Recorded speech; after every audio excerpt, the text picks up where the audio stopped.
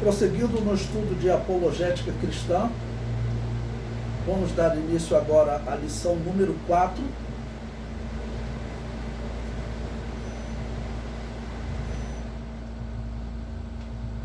Essa lição número 4 nós vamos falar sobre a defesa de Jesus Cristo. Esse é o capítulo 2 do nosso material didático, defendendo Jesus Cristo, ou seja, fazendo uma apologia, explorando temas ligados à pessoa de Jesus Cristo. Número 1, sobre sua existência. Bom, eu coloquei até para vocês ver a escola de Tübingen. Foi uma escola alemã que surgiu entre os protestantes luteranos, e essa escola, ela defendia, né, que aqueles milagres, aquelas questões excepcionais da Bíblia, como a encarnação de Deus, né, Deus tomar a forma de homem, como o apóstolo Paulo diz, como a Bíblia diz, eles não acreditavam. Também não acreditavam na ressurreição de Jesus.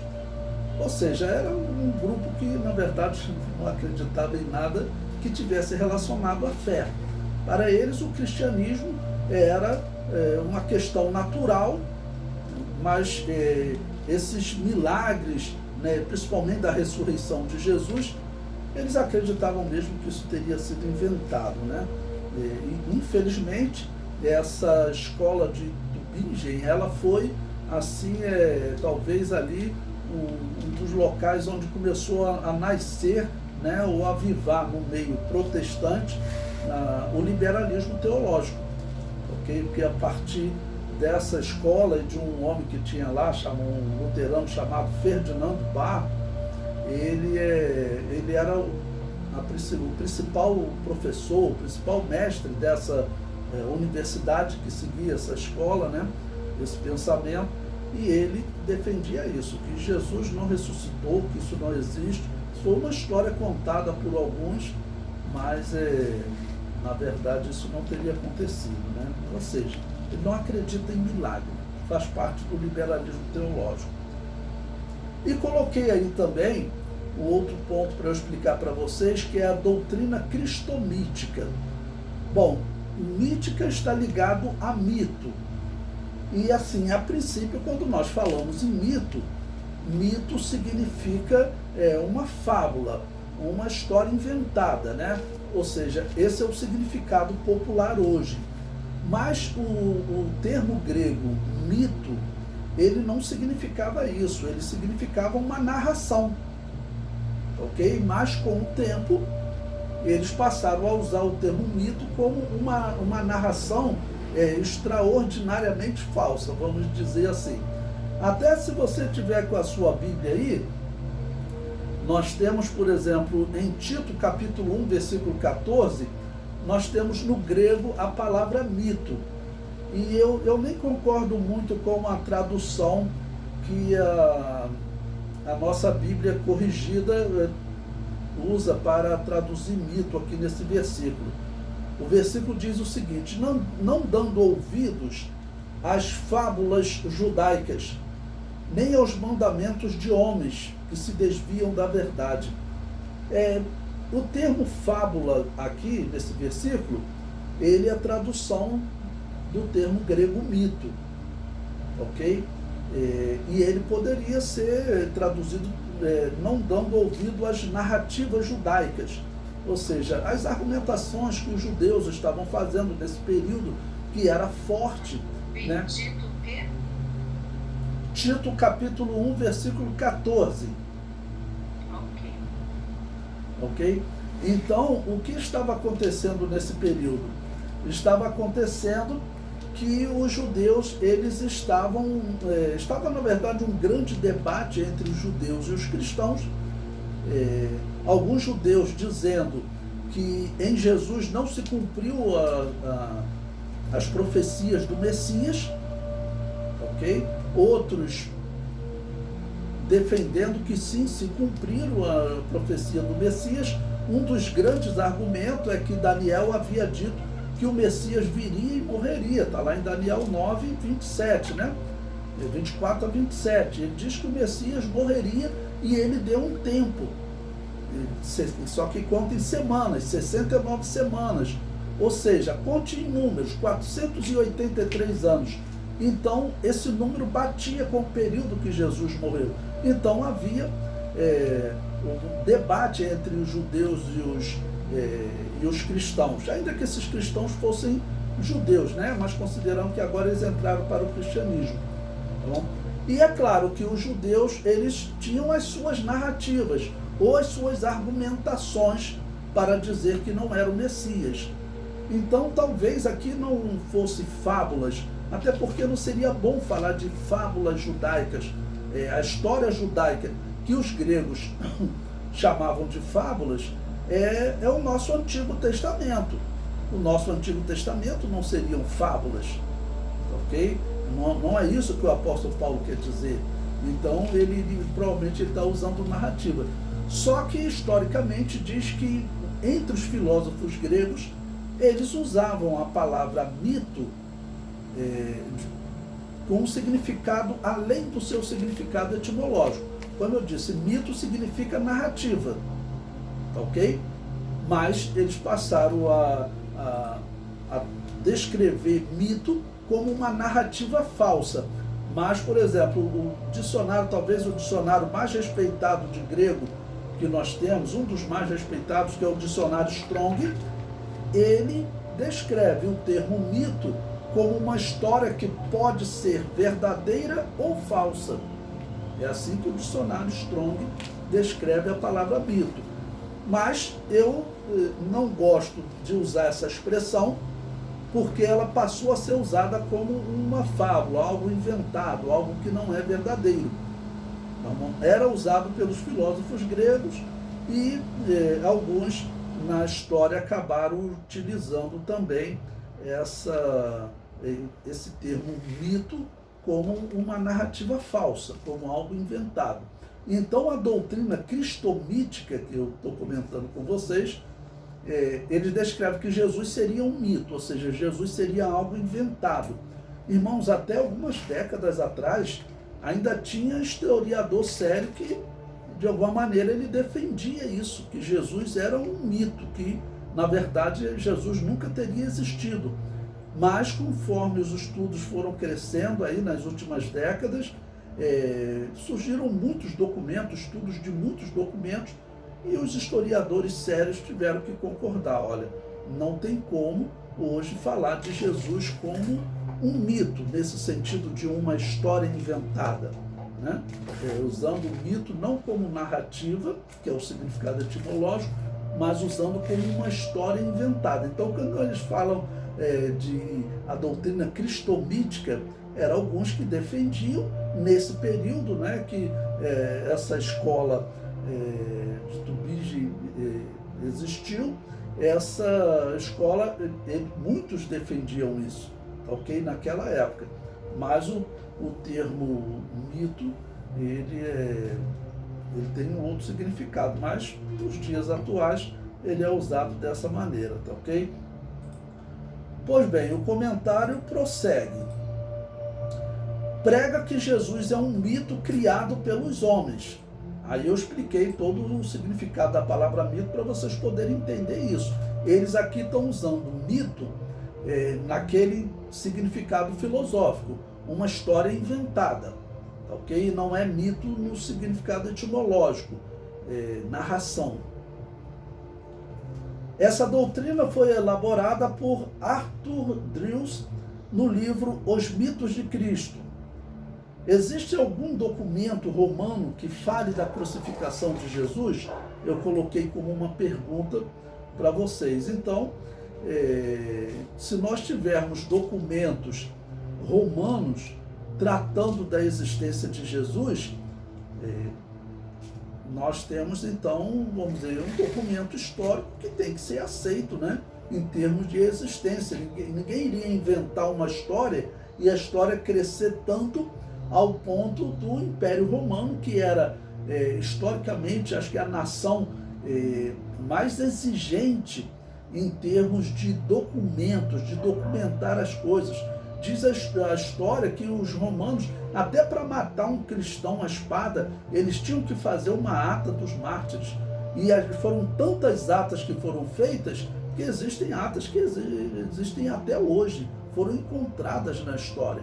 Ok? Então os romanos eles tinham esse critério. Então, se os romanos eles eram muito zelosos, ok, na documentação da história, né, e nós encontramos testemunhos entre os romanos falando de Jesus, é o que nós vamos ver agora nessa parte. Então, por isso levou todos os historiadores sérios a reconhecer. Hoje não tem como falar que Jesus é um mito. Jesus realmente existiu. O comentário prossegue. Os apóstolos eram um testemunho vivo da existência de Jesus.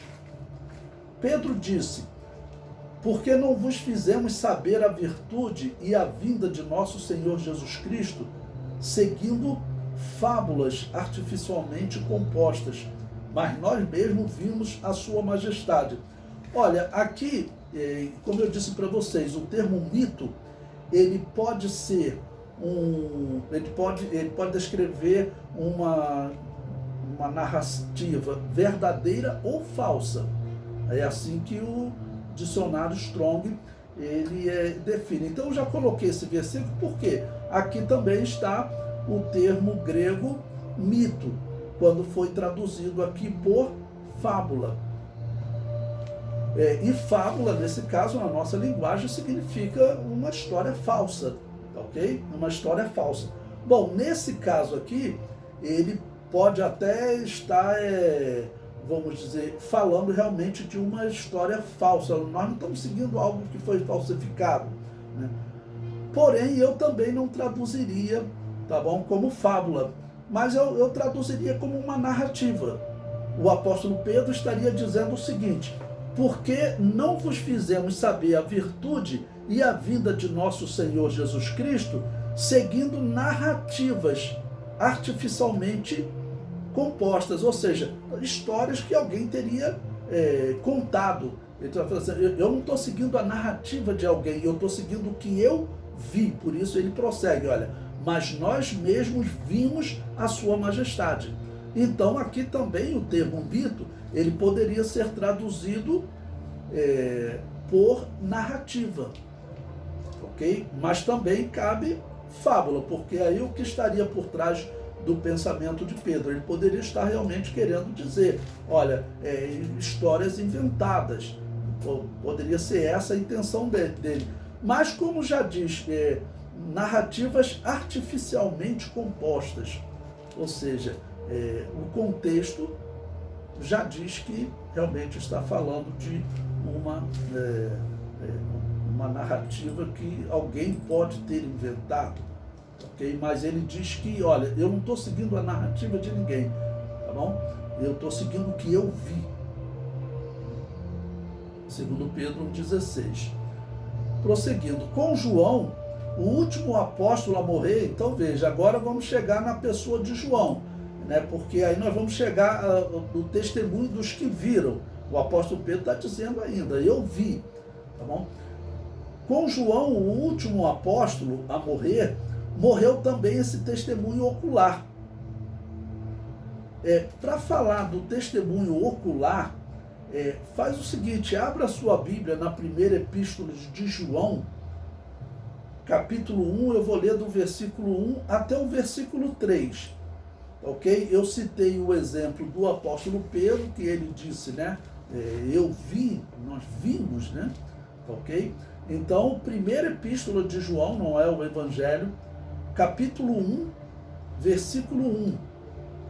Note os termos que o apóstolo João vai usar nesse início de carta, que seria a sua primeira das 3 cartas, né? Ok? E como eu disse ali e comentei antes, as pessoas, os que viram Jesus estão morrendo. Nessa época, certamente, Maria já tinha morrido, né? Os católicos se ofendem quando nós falamos isso, mas a Bíblia em nenhum momento diz que Maria ascendeu aos céus, mas Maria já tinha morrido, Pedro, Tiago, os mais velhos já teriam morrido. O apóstolo Paulo também, mesmo viu Jesus ressuscitado, mas também já teria morrido.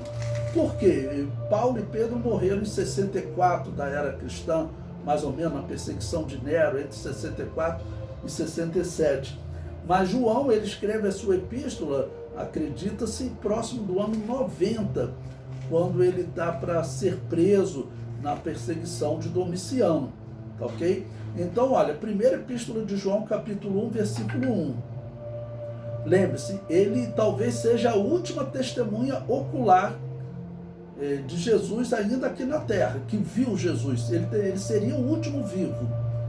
Então ele escreve: o que era desde o princípio, o que vimos, olha, então eu já disse, eu vi, o que vimos com os nossos olhos, o que temos contemplado, e as nossas mãos tocaram, olha, tocaram da palavra da vida. Então ele está dizendo, olha, eu sou uma testemunha ocular, eu vi, eu toquei a palavra da vida, eu toquei o Salvador.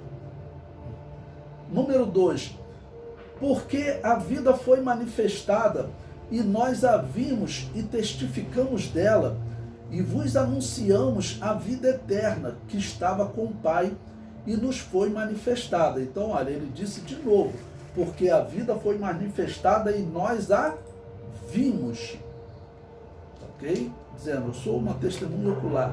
E testificamos dela e vos anunciamos a vida eterna que estava com o Pai e nos foi manifestada. Versículo 3. O que vimos e ouvimos. Olha, de novo ele está dizendo, eu sou uma testemunha ocular. O que vimos e ouvimos, isso vos anunciamos, para que também tenhais comunhão conosco. E a nossa comunhão é com o Pai e com seu Filho Jesus Cristo. Ok? Bom, então, essas expressões que João usou aqui no início da sua primeira epístola, mostra como era importante ser testemunha ocular. Me foge agora o nome, tem uma história que aí talvez João não seria a última testemunha ocular, né? Na igreja primitiva, nós estudamos isso em História da Igreja 1, não sei se vocês lembram. Na igreja primitiva tinha uma lenda, uma história, vou dizer uma história, não é questão doutrinária, né? Uma história que um determinado pastor, me foge o nome dele agora, que ele era chamado de portado por Deus ou levado por Deus, porque diz que ele era um menino que Jesus pegou no meio dos apóstolos, né? Jesus pegou o menino no colo e começou a falar. Então diz que aquele menino que Jesus pegou no colo, ele se tornou um pastor. E aí então ele seria uma testemunha ocular depois de João. Aí nós não sabemos se essa história é verdadeira, tá ok? Então, com João, o último apóstolo, morreu também esse testemunho ocular, se aquela história do portado por Deus não for verdadeira. E prossegue o comentário. Nesse momento começou uma prova apologética. A apologética cristã é dividida em 2 períodos.